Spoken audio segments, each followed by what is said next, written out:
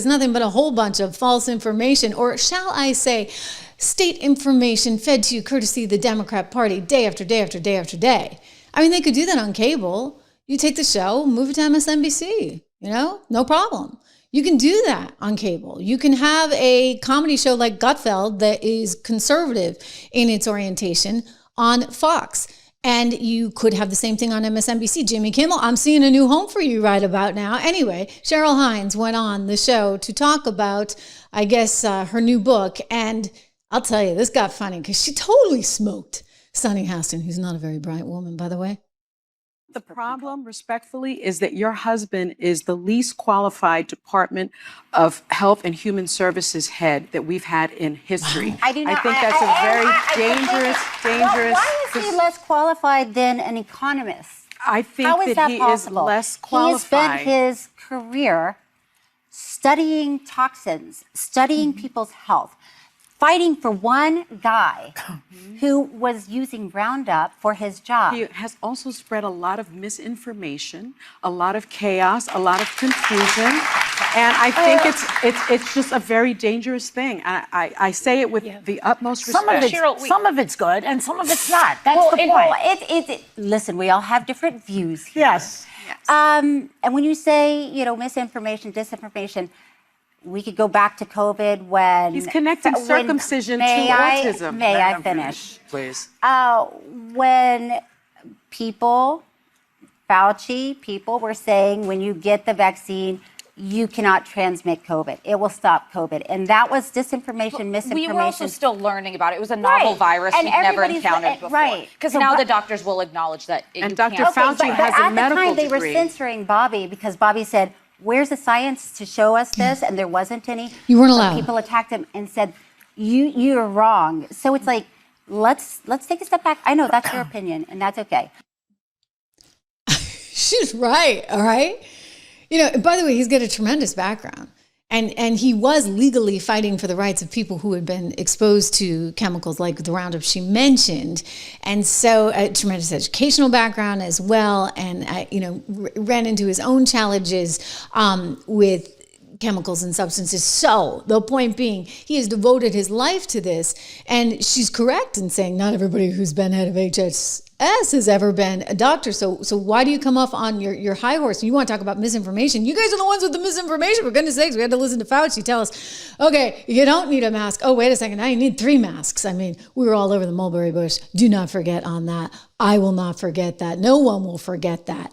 And we can give the excuse, okay, we didn't know at the time, but you know what? There was a lot of misinformation. And eventually we did know certain things, like the virus was originated out of Wuhan, China, but you weren't allowed to talk about that either. No, not until much later in time. So once again, we get an ABC host, much like Georgie Poo, who decides when the going gets tough, we just go to commercial. Take a look.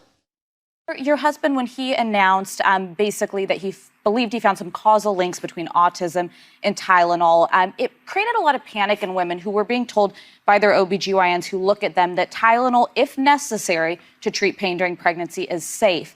What would you say, and I know you're not a medical professional, but to women who now feel anxious and nervous because their doctor's telling them one thing, but the top public health professional is telling them something very different? Not a professional. Well, they said, consult your doctor before taking it. That's what they were saying, and that holds. So I agree. Listen, I've been pregnant. I understand. It's stressful being pregnant, I found, because you're so concerned with everything. I didn't drink caffeine when I was pregnant. So to say, hey, consult your doctor before you take this, I agree with that, and I think that's okay for moms to hear. Cheryl? Yeah? Go ahead. Now, all right. I am. This is not your fight, really, to be fighting. Yeah. This is your husband's fight. Thank you for acknowledging that. But go ahead. But hear what we're talking about. I do want to say, he's not a doctor and he's not a professional. Yes. And oftentimes when he's talking, he is speaking not with the best information that we can get because, we could do a lot better with health stuff. And there's a lot of stuff he can do. And some of the things he's suggested take it out of the hands of my doctor and me and my OBGYN and me. And I wonder, does it give you pause, and are you able to say, you know, that might not actually be so, because I've got my experience and I've lived with this and I'm still here. So are you able to have those conversations with her? She's so convoluted. I am able to have those conversations. And just to be clear, 90% of secretaries of HHS have not been doctors. But they've had Look a at that. There have science been background. 3. Yeah. No, to be You know honest, what? One of Obama's secretaries of HHS was an economist. But So the majority of them that haven't had medical backgrounds have Oh, had wait. a science Wait, background. don't which do our husband anything doesn't else. have either. Don't say anything else yet. 'Cause I do we wanna- have to take a break. Okay, oldest trick in the book, guys. Oldest trick in the book. And so, like, you know, whether you're watching on the weekend with Georgie Poo or whether you're watching with Whoopi during the week, I hope you're not. I feel bad for you if you are. Just come over here. We'll watch it for you. We'll play the highlights that are relevant to know. They're actually relevant to know. Did you hear all the clapping and stuff that was going on? You see, that happens because somebody is holding up a big sign that says applause. They actually have to employ somebody to do that. They have to employ somebody to book the live studio audience. That show, from a financial perspective, is a total disaster. And I'll tell you, ABC cannot cut the cord fast enough. It's got to go. It's got to go because it's simply not economical. On top of which, yeah, you've invited the wrath of the president. You've invited the wrath. I mean, that's okay. Like, you know what?